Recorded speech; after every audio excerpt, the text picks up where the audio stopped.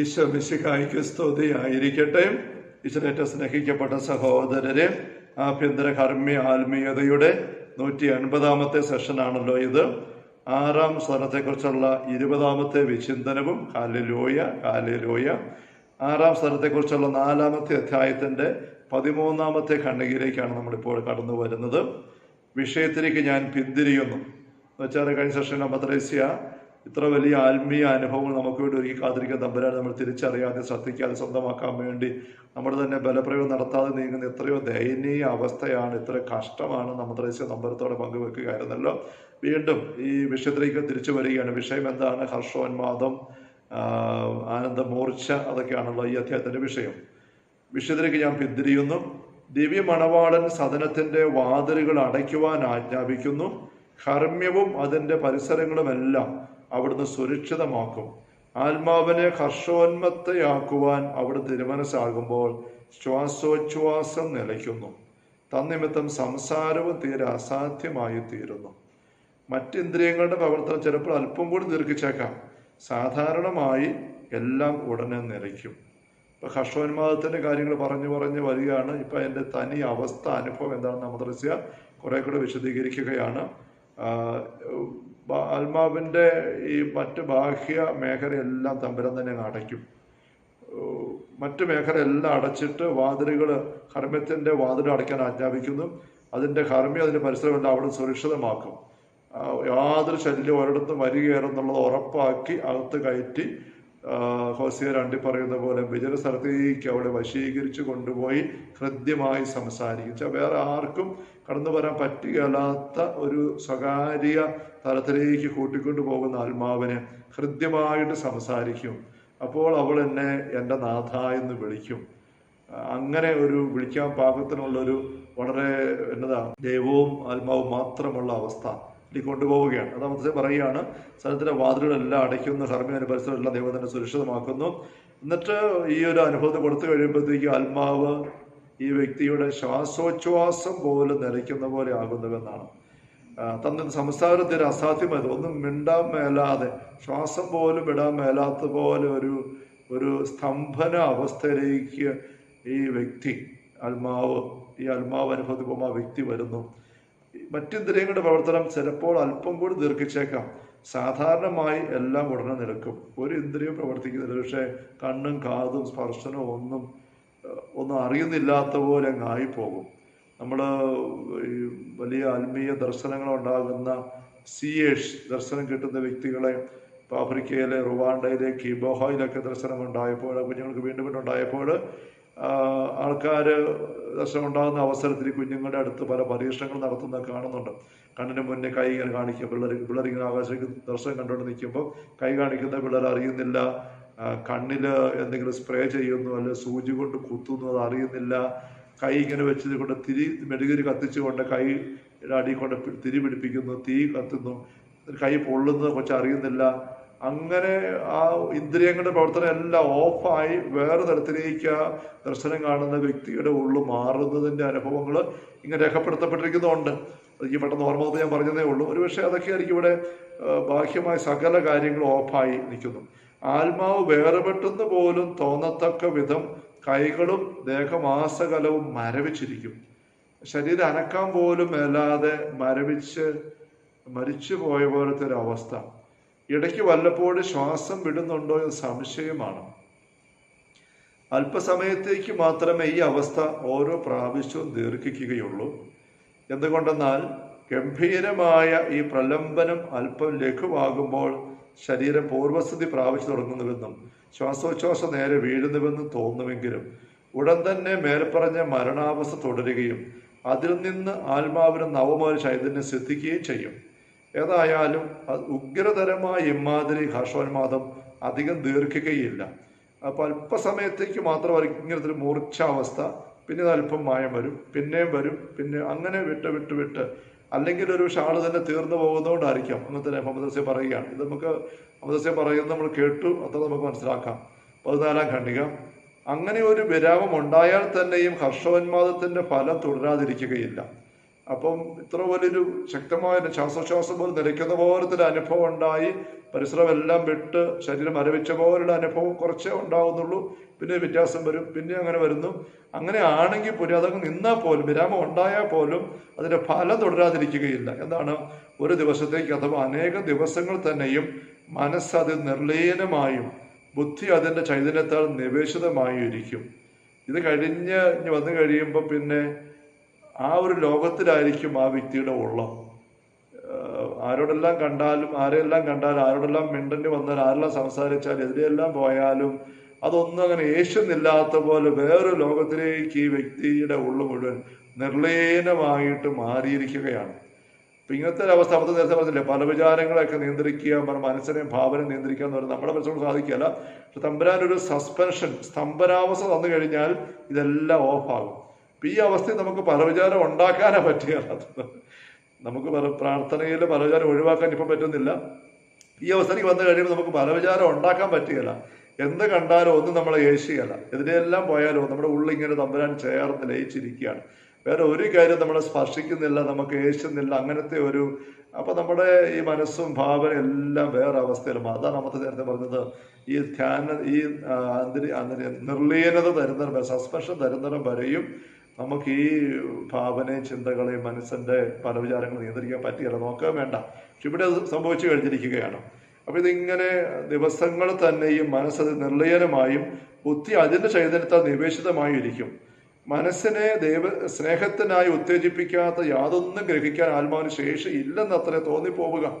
സ്നേഹത്തിനെ ഉത്തേജിപ്പിക്കുക, ദൈവസ്നേഹത്തിനായിട്ട് ഉത്തേജിപ്പിക്കാത്ത യാതൊന്നും ഇതിനെ ആകർഷിക്കുന്നില്ല. ദൈവസ്നേഹത്തിലേക്ക് കത്തിക്കുന്നത് അല്ലെങ്കിൽ സഹായിക്കുന്നത് മാത്രമേ അപ്പോൾ മനസ്സും ബുദ്ധിയും തേടുകയുള്ളൂ, എടുക്കുകയുള്ളൂ, അറിയുള്ളൂ. അല്ലാത്ത ഒന്നും യേശിയല്ല. അങ്ങനെ ആയിപ്പോകും. മനസ്സിനെ സ്നേഹത്തിനായി ഉത്തേജിപ്പിക്കാത്തത് യാതൊന്നും ഗ്രഹിക്കാൻ ആത്മാവിന് ശേഷി ഇല്ലെന്നത്ര തോന്നിപ്പോവുക.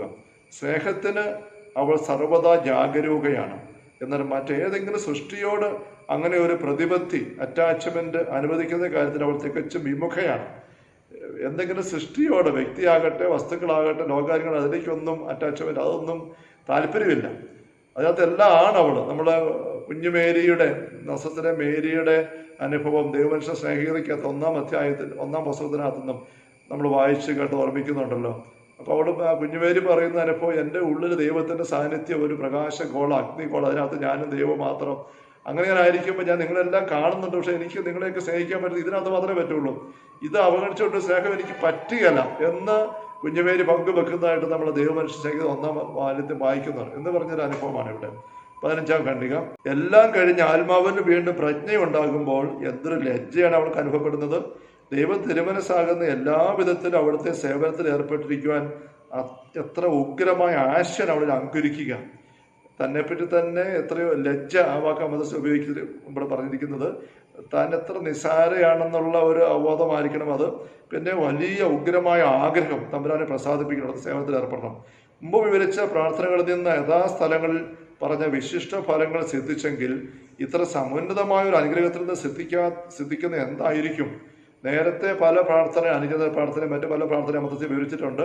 അവ ഓരോന്നും വിവരിച്ചപ്പോൾ ആ ഘട്ടത്തിൽ കിട്ടുന്ന ഫലങ്ങളെ പറ്റിയും പറഞ്ഞിരുന്നു. ആത്മീയ ശുശ്രൂഷകളുടെ സങ്കോചം എല്ലാം മാറും, സ്നേഹം കൊണ്ട് കത്തും, ശുശ്രൂഷകൾ തീഷ്ണത വരും, സഹിക്കാനുള്ള തീഷ്ണത വരും, തപോനിഷ്ഠ എത്ര സഹിച്ചാലും പാശ്ചാത്യം മതി ആദ്യമാകുന്ന ചിന്ത വരും എന്നൊക്കെ പറഞ്ഞ് ഓർമ്മിക്കുന്നുണ്ടല്ലോ. അപ്പം അങ്ങനെയൊക്കെ ആ ഘട്ടത്തിൽ അത്രയും വന്നെങ്കിൽ ഇപ്പം ഈ ഘട്ടത്തിൽ എന്തായിരിക്കും ഫലങ്ങൾ? ദൈവത്തെ പ്രതി ചെലവഴിക്കാൻ 1000 ആയുസ് തനിക്ക് ഉണ്ടായിരുന്നെങ്കിലെന്നും ലോകത്തിലുള്ള സകല വസ്തുക്കളും അവിടുത്തെ സ്തുതികൾ പ്രകീർത്തിക്കുന്ന നാവുകളായി രൂപാന്തരപ്പെട്ടിരുന്നെങ്കിൽ എന്നുമാണ് അവളുടെ അഭിലാഷം. തപക്രിയകൾ ചെയ്യാൻ നിസ്സീമമായ ആഗ്രഹം അവൾക്കുണ്ട്. ചെയ്യുന്നതെല്ലാം തുച്ഛമെന്ന് അവൾ കരുതുന്നു. എന്തുകൊണ്ടെന്നാൽ സ്നേഹത്തിൻ്റെ തീവ്ര നിമിത്തം വൈഷമ്യമൊന്നും അനുഭവപ്പെടുന്നില്ല. അപ്പം 1000 ജീവിതങ്ങൾ കിട്ടിയാൽ അവിടുത്തെ സ്തുതിക്കാനും സ്നേഹിക്കാനും അങ്ങനെ എന്ത് തപശ്ചര്യയാണേലും ഒരു പോരായ്മയില്ല, ഒരു പരാതിയില്ല. അങ്ങനെ വേദസാക്ഷികൾ അനുഭവിച്ച പീഡനങ്ങളെ താൻ ഗണ്യമാക്കിയിരുന്നില്ലെന്ന് അവൾക്ക് നല്ല ബോധ്യമുണ്ട്. തൊലി ഉരിഞ്ഞ് കൊല്ലപ്പെട്ട രക്തസാക്ഷികൾ, തിളച്ച എണ്ണയിലോ വറുത്ത് കൊല്ലപ്പെട്ട രക്തസാക്ഷികൾ, അതൊക്കെ കേൾക്കുമ്പോൾ അവൾ വിചാരിക്കുന്നത് ഈ അവസ്ഥയിൽ അതിനേക്കാളും ഞാൻ തമ്പുരാന് വേണ്ടി നിൽക്കാൻ തയ്യാറാണ്, കൊടുക്കാൻ തയ്യാറാണെന്നാണ് അവൾക്ക് ബോധ്യം. ഇപ്പം കർത്താവ് ഈ വിധത്തിൽ അവരെ സഹായിച്ചിരുന്നത് കൊണ്ടാണല്ലോ അവർക്കെല്ലാം എളുപ്പമായിരുന്നത്. അപ്പോൾ മദ്രസ പറയാണ്, നമ്മൾ അവരുടെ പീഡ നോക്കുമ്പോൾ അത് എങ്ങനെ അവർ സഹിച്ചു നമ്മൾ ചിന്തിച്ചു പോകും. പക്ഷേ അവർക്ക് ഇതുപോലെയുള്ള ഒരു കത്തിൽ ഉള്ളില് ദൈവ അനുഭവം ദൈവത്തെ പേര് കിട്ടിയിരുന്നു. അതുകൊണ്ടാണ് അവർക്ക് അതെല്ലാം സഹിക്കാൻ സാധിച്ചിരുന്നത് നമ്മൾ മനസ്സിലാക്കണം എന്ന് മദ്രസ പറയണം. ഇപ്പോൾ സമയം ഭീകരമായ സഹനത്തിൽ കൂടെ കടന്നു പോകുമ്പോൾ ഒഴിവാക്കാൻ ആഗ്രഹിച്ചില്ല, ചോദിച്ചില്ല, മറിച്ച് സഹനം ഇനിയും തരണേ തരണേ തരണേ, കുരിശുകളിന്റെ തരാത്തത് കെറുവാണോ എന്നുള്ള പാട്ടൊക്കെ പറഞ്ഞിട്ടുണ്ടല്ലോ. അങ്ങനെ ചോദിക്കാൻ ഇടവന്നത് ഈ ഒരു സ്നേഹത്തിന്റെ കത്തിൽ അൽഫോൻസാമിന് ഉണ്ടായിരുന്നത് കൊണ്ടാണ്. Hallelujah hallelujah. തന്നിമിത്തം ക്ലേശങ്ങൾ നൽകാത്തപ്പോൾ ഇങ്ങനെയുള്ള ആത്മാക്കൾ അവിടത്തോട് പരാതിപ്പെടുകയാണ് ചെയ്യുന്നത്. അത് അൽഫോൻസാമ കുരിശ് കിട്ടാതിരിക്കുന്ന ദിവസം പാഴായിപ്പോയി, ഈശോ എന്നെ സ്നേഹിക്കുന്നില്ല എന്ന് പോലും ചിന്തിച്ചിരുന്നു, പറഞ്ഞിരുന്നു. നമ്മൾ വായിക്കുമ്പോൾ ഇപ്പൊ നമുക്ക് കാര്യങ്ങൾ തിരിയുന്നുണ്ട്, അവരൊക്കെ എങ്ങനെ ജീവിച്ചവരാണെന്നുള്ളത്. 16 ഖണ്ഡിക. ഹർഷോന്മാദം എന്ന അനുഗ്രഹം മറ്റാരും അറിയാതെ സിദ്ധിക്കുന്നവർ അതിനെ വളരെ വിലമതിക്കുന്നു. അന്യരുടെ സാന്നിധ്യത്തിലാണെങ്കിൽ അതീവ ലജ്ജയും സംഭ്രമവുമാണ് അവർക്ക് അനുഭവപ്പെടുക. കാണുന്നവർ എന്ത് വിചാരിക്കുമെന്ന ആശങ്കയും പരിഭ്രമവും നിമിത്തം സംസിദ്ധമായ അനുഭൂതിയുടെ തീഷ്ണതയ്ക്ക് കുറേയൊക്കെ ലാഘവം സംഭവിക്കാറുണ്ട്. അപ്പൊ ഈ ഒരു അനുഭവം ഉണ്ടാകുന്നത് സ്വകാര്യമായ പ്രാർത്ഥനാ അവസരങ്ങളിലാണെങ്കിൽ വളരെ മനോഹരമാണ്, അത് വളരെ വിലയേറിയതാണ്. പക്ഷേ ചിലപ്പോൾ ഇത് മറ്റുള്ളവരുടെ മുമ്പിലായിരിക്കുമ്പോൾ ഇങ്ങനത്തെ ഒരു അനുഭവം ഉണ്ടാവാം. മദ്രസ അങ്ങനെ ഉണ്ടായിരുന്നു. അപ്പം കുർബാന സ്വീകരണം കഴിയുമ്പോൾ, പ്രാർത്ഥന ആയിരിക്കുമ്പോൾ ഇങ്ങനത്തെ ഒരു അനുഭവം വന്ന് കഴിയുമ്പോൾ എല്ലാവരും ശ്രദ്ധിക്കും. ഇതാ ഉരുണ്ട് മറിഞ്ഞ് വീഴുന്നു, പരിസരബോധമില്ലാതെ അവിടെ കിടക്കുന്നു, ഇങ്ങനെ. അപ്പം എല്ലാവരും നോക്കുന്നു, കാണുന്നു, ക്യൂരിയോസിറ്റി വെച്ച്, ജിജ്ഞാസ വെച്ച് നോക്കുന്നു. അങ്ങനെയൊക്കെ വരുമ്പോഴേക്കും അതൊരു അല്പം ഞെരുക്കമുണ്ടാക്കുന്ന കാര്യമാണെന്ന് പറയുകയാണ്. അപ്പം ആൾക്കാർ എന്ത് വിചാരിക്കുമെന്ന ആശങ്കയും പരിഭ്രമം ഒരു വശത്ത് ഇങ്ങനെ കയറി വരാം. അതിപ്പോൾ അങ്ങനെ വരുമ്പോൾ ഈ ഒരു അനുഭൂതിയുടെ തീഷ്ണതയ്ക്ക് കുറേയൊക്കെ ലാഘവം സംഭവിക്കാറുണ്ട്. എന്തുകൊണ്ടെന്നാൽ ലോകത്തിന്റെ വക്രഗതിയും അസൂയയും അവർക്കറിയാം. ഇതിനെ ഒന്നും നന്നായിട്ട് ഗ്രഹിക്കാനോ വീക്ഷിക്കാനോ എടുക്കാനോ ലോകം തയ്യാറല്ല, ചുറ്റുമുള്ളവർ തയ്യാറല്ല എന്നുള്ളത് അറിയാവുന്നത് കൊണ്ടുള്ള ഞെരുക്കമാണത്. തങ്ങളുടെ അനുഭൂതികളെ അവയുടെ തനി നിറത്തിൽ ഗ്രഹിക്കുവാൻ ഒരുപക്ഷെ ആരും ഉത്സാഹിക്കുകയില്ലെന്നും പ്രത്യുത അവയെപ്രതി കർത്താവിനെ സ്തുതിക്കുന്നതിന് പകരം ദുർവിധികൾക്ക് അവസരം നൽകിയേക്കുമെന്ന് അവർ മനസ്സിലാക്കിയിട്ടുണ്ട്. ഈ അനുഭവം ഇങ്ങനെ ഒരു ആത്മീയ അനുഭവമാണെന്നുള്ളത് ആരും മനസ്സിലാക്കിയാലും മറിച്ച് ദുർവിധികൾ പറയും.